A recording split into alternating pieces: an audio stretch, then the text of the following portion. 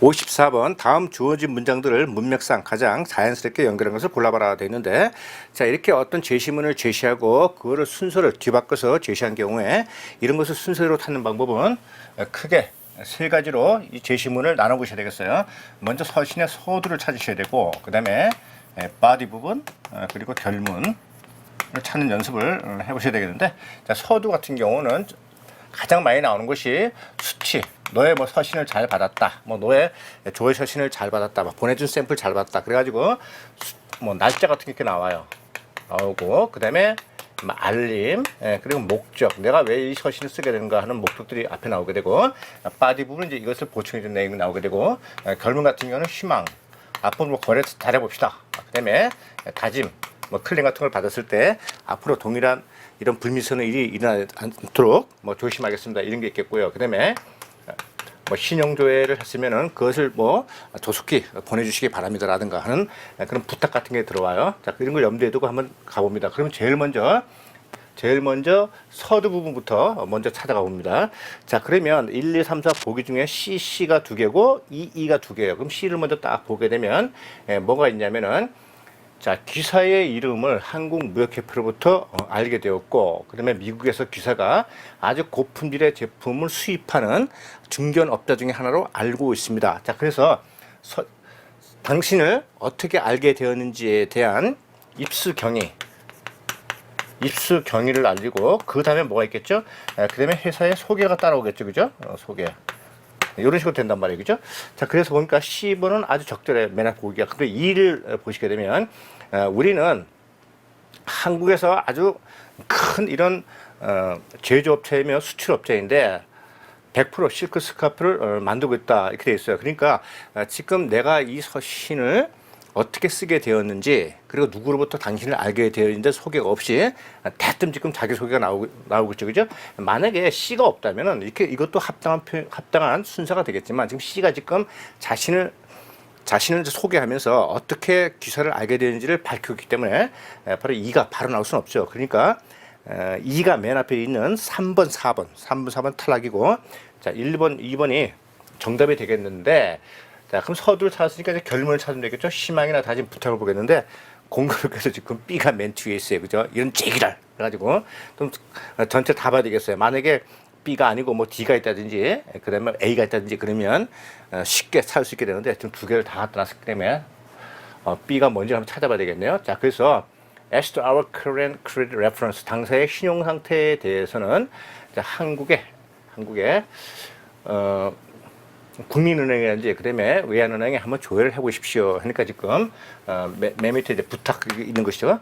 매진말로 딱 어울리는 표현이 되겠어요. 자, 그래서 1번하고 2번하고 찾을 수가 없고, 그럼 할 수 없이 지금 처음부터 가봐야 되겠어요, 그죠? CE, 자, CE 다 어울립니다. 그러면 그 뒤에 1번을 보시면 A가 있어요. A를 보시면, 자, 그래서 지금 이제 우리는 뭐 이런 실크 스카프를 만든다. 자, 그래서 우리의 아주 고품질 스카프하고 이런 넥타이 같은 경우는 세계적으로 인기가 많고, 특히 뭐 중동이라든지, 그 다음에 남아메리카, 스페인, 그리고 프랑스 이런 나라에서 굉장히 인기가 좋다. 그러니까 뭐 아주 스카프하고 이런 것들을 또 자기의 제조 아이템을 이야기하고, 그것이 얼마나 인기가 좋은지 설명하고, 그 다음에 거래 한번 합시다 하는 흐름에서 굉장히 자연스럽죠. 그래서 1번이 가장 가능성이 높고요. 그럼 2번 보시면 CED가 나왔어요. D.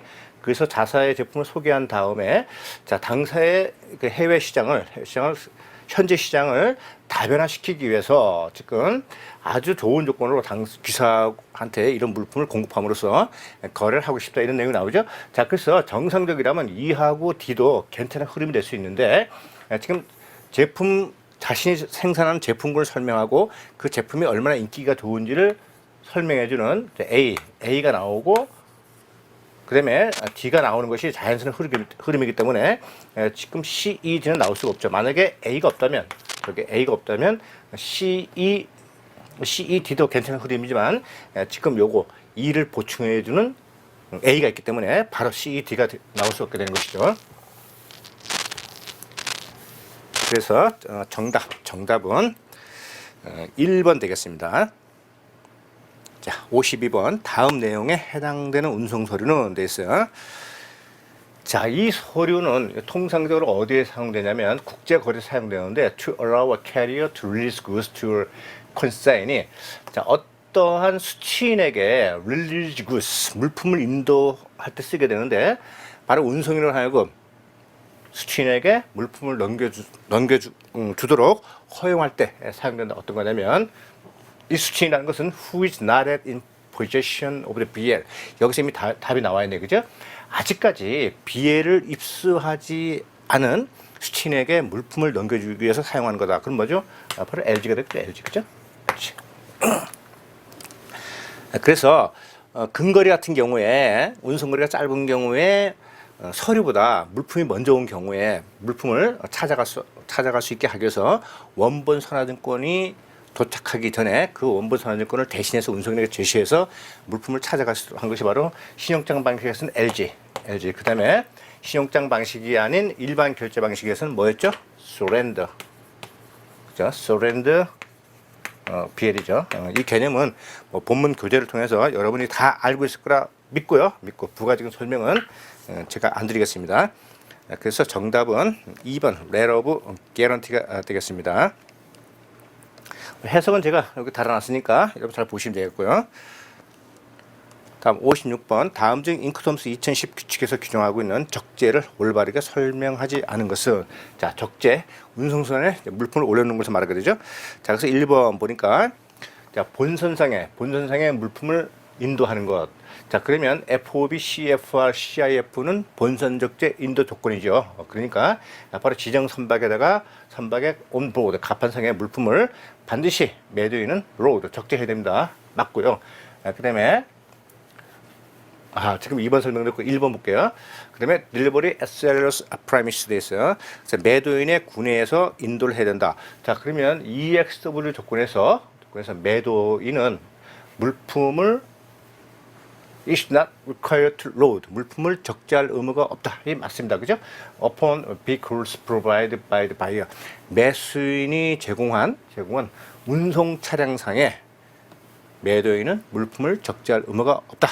자, 공장 인도 조건, EXW 조건에 대한 적재 의무에 대한 맞는 설명입니다. 자, 그럼 3번 보시게 되면 delivery alongside ship FAS죠? FAS 조건에서 매도인은 갑판상에 선박의 갑판상에 물품을 적재할 필요가 없다. 비록 he must do unloading of the goods 돼 있어요. 물품을 내려놓을 의무는 있지만 적재할 의무는 없다. 어디까지? 바로 선적항의 지정 선박의 옆에 alongside 그 옆에다가 물품을 갖다 놓는 즉 양하하는 그런 의무는 있지만은 다시 말해서 본선상의 옆에다가 물품을 갖다 놓는 의무는 있지만 적재할 의무는 없다. 그래서 1, 2, 3번은 다 맞으니까 자동으로 4번이 정답이 되겠는데 자, delivery in custody of the carrier 돼 있어요. 자, 운송인이 수취함으로써 인도가 되는 것을 말하게 되는데 그러면 FCA, CPT, NCIP 전부 다 운송 인도 조건이죠. 근데 FCA 같은 경우는 수출지, 선적지에서 매도인은 매수인이 지정 운송인에게 물품을 인도한 때 그와 반대로 자, CPT하고 CIP는 수출지 또는 선적지에서 매수인이 아니고 매도인이 지정 운송인에게 물품을 인도한 때 그때 바로 인도의 의무를 다한 것으로 간주되고 있죠. 어쨌든 FCA, CPT, CIP는 전부 다 운송이 인도 조건이 되겠어요. 자, 이 조건에서 매도인은 어떤 장소에다가 물품을 인도해야 되는데 그 장소는 터미널이 될 수도 있고 그 다음에 유사한 그런 장소가 될 수 있는데 He now has to arrive with the goods. 그래서 자, 물품을 운송에 적재를 해가지고 이동을 해야 되는데 on his vehicle and unload them. 그래서 운송수단에 물품을 적재해서 운송인에게 갖다 줘야 되는데 그러니까 운송 차량하고 같이 가잖아요. 그죠? 물론 자기가 가지 않고 뭐 운전기사가 가겠지만 and unload them. 자, 그래서 운송인에게 물품을 인도할 때 자, 운송 차량에서 이 물품을 내려놓아야 한다 했죠. 이건 아닙니다. 운송인에게 운송 차량에 적재된 그 상태 그대로 운송인에게 인도한 때 그때 바로 물품의 인도 의무에서 해당되는 것이지 FCA, CPT, CIP 조건에서 물품을 내려놓아서 인도해야 될 조건은 없다. 인커텀스 11가지 조건 중에서 매도인이 매수인에게 물품을 인도한 때 운송 차량에서 물품을 양하해서 언로딩해서 넘기는 조건은 딱 하나밖에 없어요. DAT, 도착 터미널 인도 조건인 DAT 조건 하나밖에 없다는 거 꼭 명심해 주셔야 되겠습니다. 57번, 다음은 유치비급에서 규정한 신용장 서류 심사 기준이다. 과거에 알만한 서류를 골라봐라 되는데, in documents other than A blank 돼 있어요. 이건 상업송장인데 상업송장 이외의 서류에 있어서 물품 용역 또는 이행의 명세는 명기된 경우 신용장상의 이들 명세와 상충되지 않는 일반 용어로 기재될 수 있다 되는데, 이건 무슨 말이냐면은, 예를 들어서 제품이 나무로 되어 있어요. 나무로 되어 있는데 이거 일반적인 나무죠, 그죠? 근데 보통 그런 목재, 그런데 우드 이렇게 되잖아요. 우드.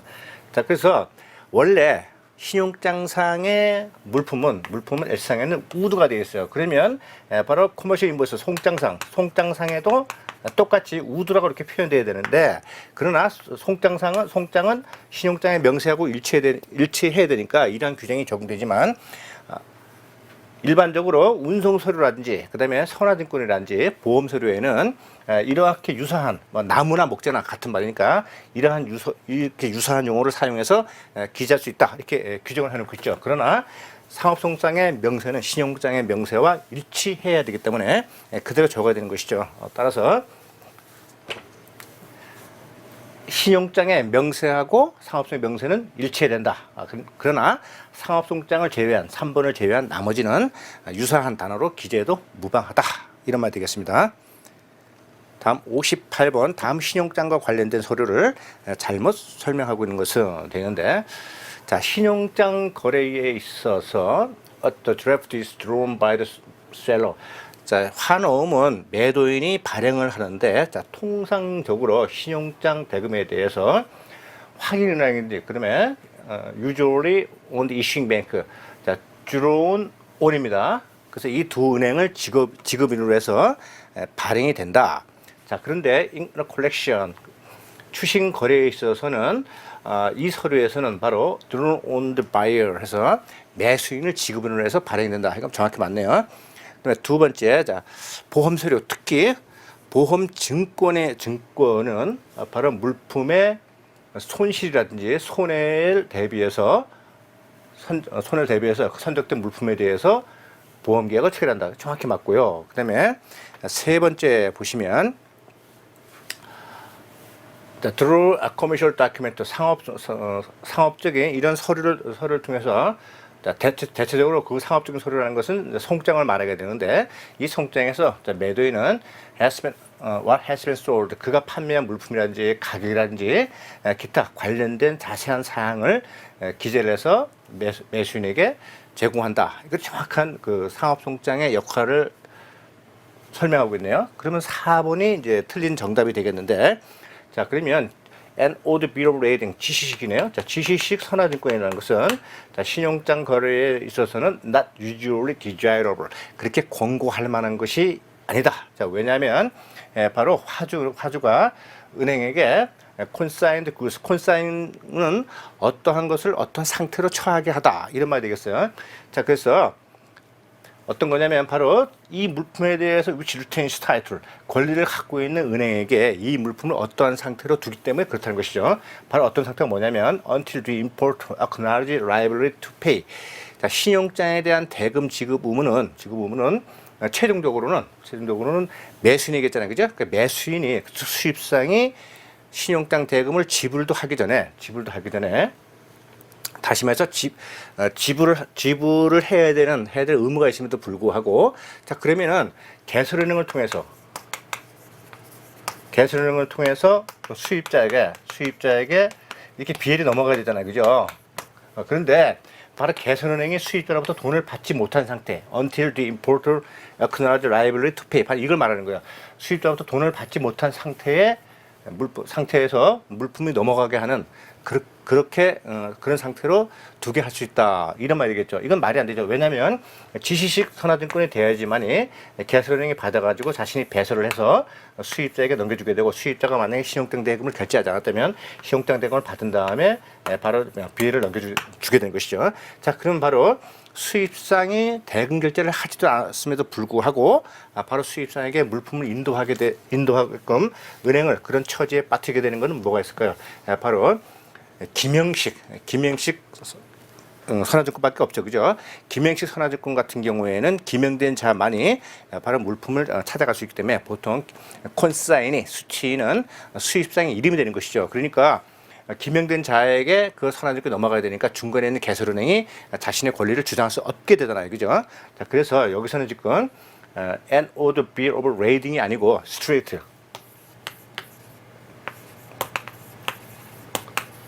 자, straight 김영식 비율이죠. straight bill is not usually desirable in a letter of credit야. 올바른 정의가 되겠습니다. 다음 59번. 다음 중 수출보험에 대하여 잘못 설명하고 있는 것은 자, 1번 수출보험은 자, foreign exchange control 외환 통제죠. 외환 통제에 대해서 어떤 상대 국가가 imposition 어떤 제한을 이제 부과하고 있다든지 이런 것이죠. 그러니까 수입지의 그 나라에서 어떤 외환 관리에 대해서 새로운 규정을 만들었다든지 그래가지고 외환 결제를 곤란하게 해가지고 매도인 수출생인 내가 제대로 돈을 못 받을 그런 위험에 빠지게 되는 거 이런 거 말하게 되는 것이죠. 그 수출보험에 이제 부부하게 되면 이런 거에 대해서 전부 다 보상을 다 받을 수 있죠. 자, 그다음에 두 번째, 자 이것은 enactment of new regulation, enactment 하게 되면 어떤 뭐 제정 그런 걸 말하게 되는데, 자, 새로운 new regulation, 새로운 규정을 이제 제정해 가지고 prevent performance of the contract, 계약상을 이행하지 못하게 하는 거. 그러니까 수입지 어떤 강행 규정이라든지 이런 것들 때문에 자신이 계약을 했는데 그 물품을 수출하지 못하게 됐다든지 또는 수출했다 하더라도 돈을 못 받게 됐다든지 이런 경우에 대비해서 드는 것이 바로 수출보험이 되겠습니다. 정확히 맞고요. 그다음에 세 번째, 자 이것은 수입상의 두 번째 주문까지도 전부 다 담보를 해주는데 어떤 거냐면 with an OA term 돼 있어요. 청산계정이고 이건 외상이죠. 외상 방식. 자, 그런데 even though he hasn't paid for the previous shipment, 그러니까 첫 번째 외상을 줬어요. 첫 번째 외상을 줬든지 뭐 다른 S가 아닌 다른 방법으로 거래했든지 간에 아직까지 미지급된 상태예요. 미지급. 그러니까 돈을 못 받은 상태에서 매수인이 지금 두 번째 주문을 했는데 그것도 또 외상 방식이었어요. 외상 방식. 그래가지고 물품을 인도했단 말이죠. 이런 경우에는 수출보험의 대상이 안 된다는 것이죠. 왜냐하면 첫 번째 벌써 결제에서 외상을 줬는데 뭐 다른 방식이든 간에 아직 돈을 못 받은 상태란 말이죠. 돈을 못 받은 상태라는 것은 이미 상대방의 신용이 좋지 않다는 걸 의미하잖아요. 그럼에도 불구하고 또 줬단 말이에요. 예상을. 그죠? 그런 것까지. 그러니까 수출자의 어떤 부주의, 안일함 그런 거에 의해서 발생한 대금 회수에 대한 위험까지 바로 수출보험의 대상이 될 수는 없다는 것이죠. 그래서 정답 3번 되겠고요. 자, 다음에 60번 다음 중 국제무역에 관련된 국제기구의 역할을 잘못 설명하고 있는 것은, 자 그러면 우리 60번 같은 경우에는 딱 봐도 굉장히 복잡해 보이고 무역하고는 별 관련 없어 보이는 문제로 보이죠, 그죠? 그래서 60번 같은 문제는 1번부터 4번까지 한번 쭉 살펴본 다음에 순간적으로 쭉 살펴본 다음에 도저히 모르겠다 그러면 그냥 넘겨버리세요. 넘겨버리시고 이런 것들은 그냥 그날의 럭키 넘버로 해결하시는 것이 정신건강에 좋고 그다음에 시간 전략에도 좋다. 뭐 40문제에서 평균하면 24문제잖아요, 그죠? 그러니까 한 70점 받고 한 30개 정도만 맞춘다 생각하고 풀 수 없는 것, 그 다음에 시간을 많이 요구하는 것, 그 다음에 시간을 많이 들여도 풀 수 없는 것, 그런 것들은 넘기시는 게 좋겠어요. 자, 그럼 1번 딱 보시면 ICC 국제상업회의소죠. 자, 국제상업회의소는 비정부 조직으로 이루어진 국제적인 조직인데 아주 가장 크다는 것이죠. 그래서 뭐 국제상거래라든지 그 다음에 국제상거래에 있어서의 어떤 은행의 역할이라든지 이런 것들을 전부 다 규정하고 있다. 이게 다 맞고요. 그 다음에 자, 2번 운시트로레인데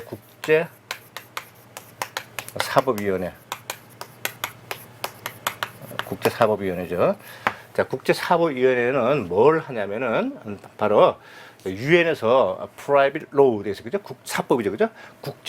국제사법을 결정하는 주체이다. 정확히 맞고요, 이것도. 그냥 우리 간단하게 키워드만 탁탁탁 보고 넘어가겠습니다. 세 번째 보시게 되면 가트가 있게 되는데, 가트는 관세 및 무역에 관한 일반 협정이죠. 관세 및 무역에 관한 일반 협정이 되겠어요. 일반 협정.